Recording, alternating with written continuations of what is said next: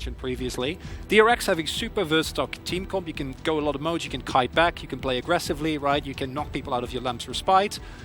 And Freded Brion, on the other hand, is looking a little bit disjointed, and that's like the one downside of this early Hecarim pick. I think it's a strong meta pick, but outside of champions like Lilia specifically, I don't necessarily think it's like blind pickable. What Umti can do though is go for the chem tank, Pony, right, like provide a reliable front line. Yep. Then you have Yaharong and Hannah that can just dish out enough damage, and normally a 2 carry comp is a little bit scary, but when one of those carries is Jinx, you're like, that one thing that, similar to Aphelios, yeah, Jinx needs repositioning, kind of. Now you just have like, you have bodies in front of it.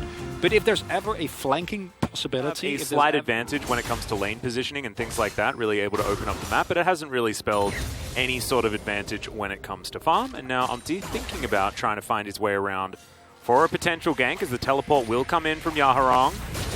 And here we go, devastating charge comes down, bubble connects as well as the flash is going to be used straight into the paddle star. This should be first blood, as Umti's going to pick it up for himself, and that'll save him in the jungle 100%. Though the setup from Yaharong was very, very nice.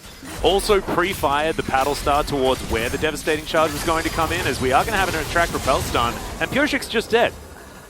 Goodbye, Mr. Kindred. Pureshik giveth, Pureshik taketh away is something that we say probably too much, however, remains extraordinarily relevant. And coming into this game, you know, I was joking about like who is the real anime protagonist, because we don't really know yet in the LCK. There needs to be one, right? There could be one team. True. And I thought up until this point it was Pureshik. I think that this is actually like when it comes to like blue shells, like DRX have been a blue shell that's actually done too much winning, right? So that they're no longer actually that. But Freded Brion are 100% pure uncut blue shell. The pod armor is gone. Well, so is the Orianna in the mid lane, as Umti just flies on forward. It's all too easy. Super Mega Death Rocket just sails by majestically to scope out the rest of the map. But make great use of the Herald to pick it up on top there. Hoya, I think there's situations where you can try and defend that turret, but it's definitely a high-risk situation. Talk about high-risk. Teleport's coming in. Yeah, big teleport. Bow's just going to be executed, though. Killer Instinct gets him back underneath the turret, but Henna should be there to grab this kill. They're flooding through now as the Jinx gets so excited. Outside of turret range, back in again. The Zap's going to miss as he tries to flash, but Zolka's going to be able to pick that one on. That's a beautiful sombrero that he puts on for himself, but Delight is going to flash away.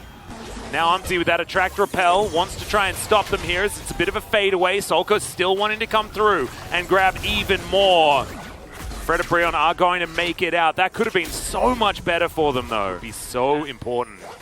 But Umti doesn't want to let this happen. Hoya's moving on down from the top side, as it is going to be the mark secured for Pureshik, but is he going to survive? The train is going to just miss, but the Kindred not going to be so lucky to fear last for just that little bit too long.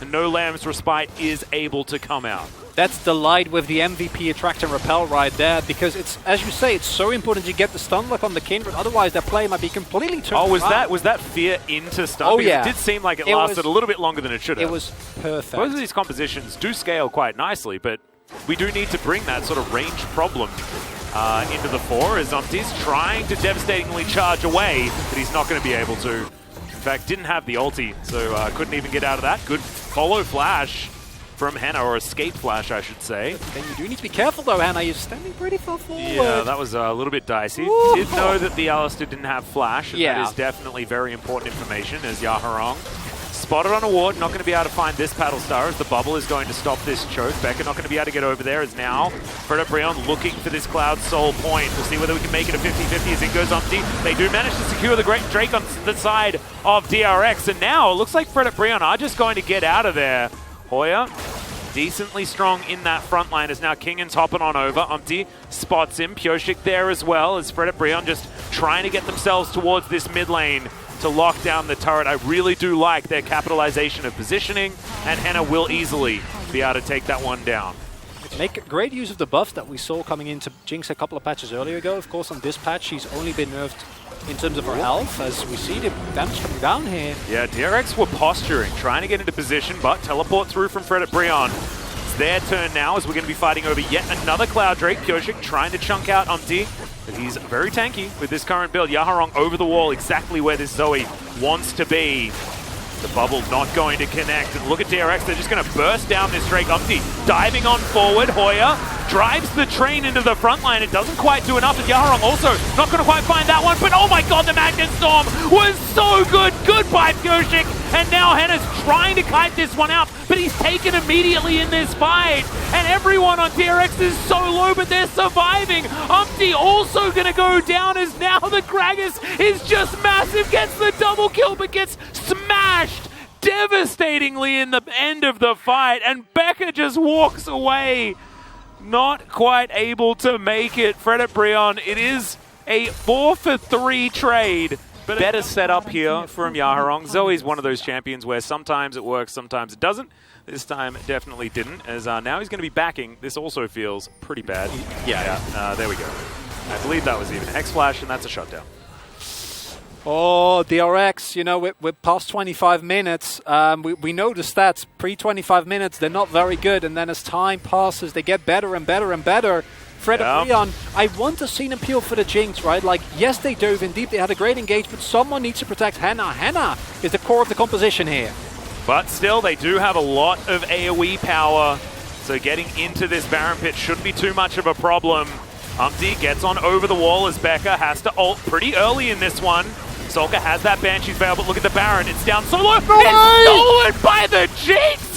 Was that Super Mega Death Rocket? That's ridiculous. Hoya's going to flash out as well. Attract Repel comes in as now Umpty is trying to cause a ruckus. Gets himself a decent ulti as Delight's right in there. Henna goes golden. Can't quite do the damage that he wanted to. And he once again will just get dove on. Yaharong trying to get in now. There's low health bars, but now there's no frontline. Hoya's a zombie. Bao does fall down, but Kingen, he's dived on top of this Zoe, and unfortunately, she's not going to survive this as, the barrel can't actually be activated, of course, because he was sleeping. And, take a bow, my friend, because you're going back to that death chamber one more time. So, the Baron neutralized. Early on in these fights, it does become a big problem. Yaharong as well, he just hasn't been finding the bubbles, as now Kingen being caught out on the side here, as the barrel is going to come through once again. Stun into the wall. That Paddle Star connects. We're going to need more of them out of this Zoe, as the Drake has been started, this time by Fredit Brion. Bubble, going to go wide onto Becca. We need to see more. We need to see these Paddle Stars connecting. More of them just going wide, going wide. Hoyt soaking a bunch of damage there as a bubble will land onto the Gragas. In goes Delight, but immediately he's headbutted back out. Yaharong landing some more damage there as we get the knock up onto the cow. Umpty running extraordinarily quickly, trying to take down this Drake as DRX do back away for the moment. Now we're looking for a teleport back in. We've got Soul Point finally for Fredit Brion. That's a two-man Shockwave is decent, but the flash immediately. Becker is going to be deleted as now you've got the follow-up team fight. A double kill now for the Jinx as Henna's positioning is much better. Is slowed down though, and there's another cast to come out. He's going to use that to get into even more damage.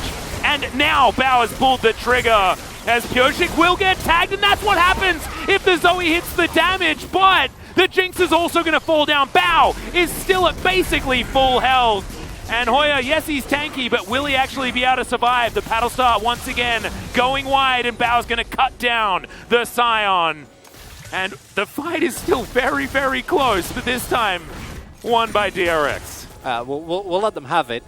And then we can wait for the Elder, and then maybe they give that up as well, the flank here. Yep, in goes King, and the flash body slam is decent onto both of the carries. Henna is just going to get obliterated by the one-man Shockwave, but that's the kind of Shockwave that you're okay with. And you said long game, well, DRX is saying that this one wants to be over right now. As you can see, Bao getting to work on this inner turret, and we'll see with both of the bot lane members dead, how much defense Fredit Brion can actually put up, because this is going to be base broken and should just be a free Baron as well, unless DRX just want to try and siege some Nexus turrets. I think they can end here, and there is the most reliable damage isn't there, and DRX, they find these openings every single time, Atlas. Yeah, Yaharong wanting to try and get an execute onto someone, but in goes Bao with the Killer Instinct, gets rid of all of the damage. Umpty relegated to the fountain. Hoya is a zombie. The last Nexus turret will be falling down. It's 8 seconds before Jinx is up, but she's going to witness that 50 gold leak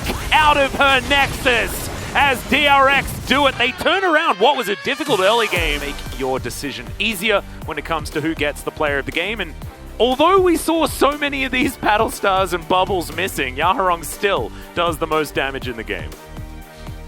really impressive. Honestly, like you said, we saw a lot of them miss, but I think that what he did do very well was he was alive at the end of every fight, and that is a problem that Hannah had. That's something that would have really been alleviated with the Thresh, as you already pointed out numerous times.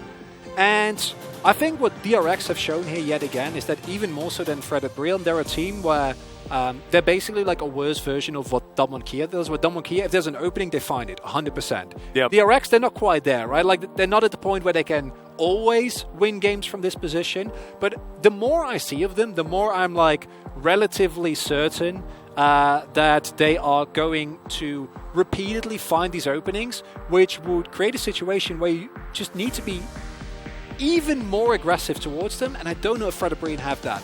No.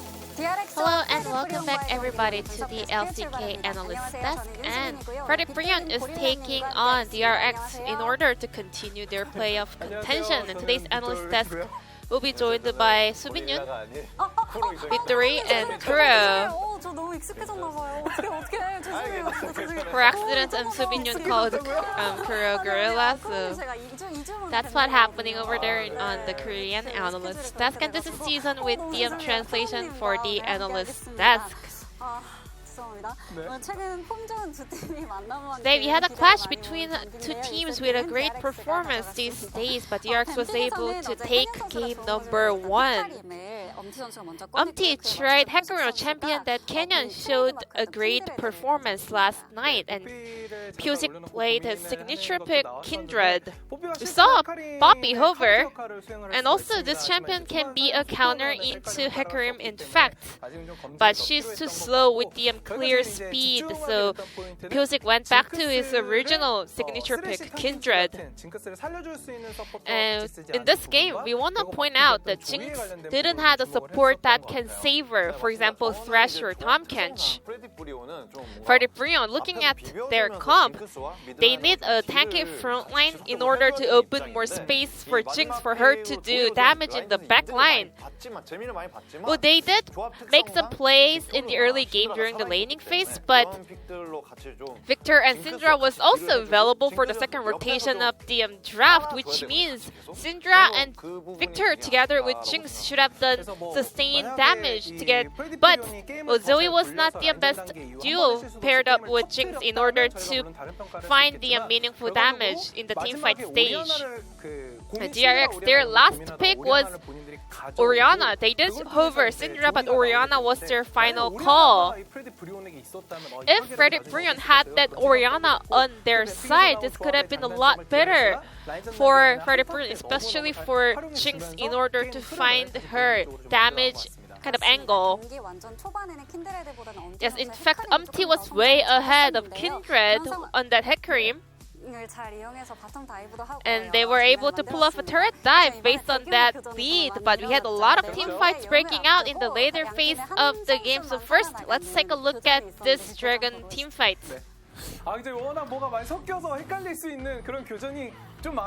We had a lot of actions in this game, but I want to point out the most critical thing was about the focus fire. So Ralph finds an incredible engage and Kindred gets popped immediately, but later on, Alistar and Gragas, even Kaisa, had their eyes on Jinx. DRX, once they kind of avoid the poke damage from Zoe, there's nothing that's that much intimidating instead of Fred and Brion, whereas DRX could just focus fire on Jinx. So even though Rel found a miracle kind of team fight angle, they were able to turn it around because Gragas and Alistar, they just ult in their CC onto Jinx on the back line.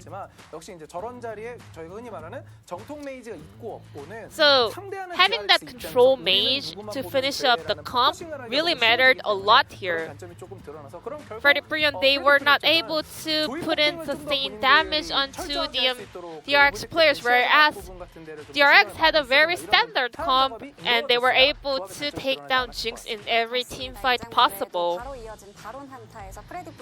Now let's take a look at the follow-up Baron teamfight. Fred and Brion was able to steal away that Baron with Jinx ultimate. We didn't really see that coming, but she was able to take it away. But Alistar zoned out Hecarim so well, so this was not a good team fight for Freddy Brion. They could have just backed because they secured the Baron, but Freddy Brion, they actually dive onto the opponents. But it was 5-on-4 fight in favor of DRX, and as soon as the Lamb's respite went off, Gragas and Alistar, once again, they just went onto Jinx. They just dive onto Jinx, and Hannah was not able to survive all the CC by himself. Gragas is a champion that cannot chase down Zoe by himself, but this champion can find Jinx in the back line, so he was able to get rid of the AD carry first, and then the only player left was Yaharon on that Zoe, but it was too little too late for him to join that fight. And DRX today, they were really focused on those team fights of the later stage of the game. And the POG will go over to Kingen on Gragas. Our casters mentioned that it was a tough one to vote, but Kingen, he was able to pick up this POG on that Gragas performance. He had his eyes glued on that Jinx in the back line, something that Gragas had to do in this game. Because of that cask, he was able to force that stopwatch out of Jinx, which also put DRX in a better position for this following up team fight. And watch how we just find Jinx in the back line. Two of the damage carries were zoned out by that one Gragas. And then Gragas always had the follow-up damage as well. And 9 for 9 unanimous votes going over to Kingen in this game. Well, I guess even though this POG vote was a tough one, everyone was on the same page, realizing that Kingen was doing fantastic work, zoning out the damage carries on the opponent's side. But it was great to see both teams stepping up, moving on to the later time of the split. So let's move on to game number 2, DRX versus Bro. Let's find out if DRX keeps their love for game number 3.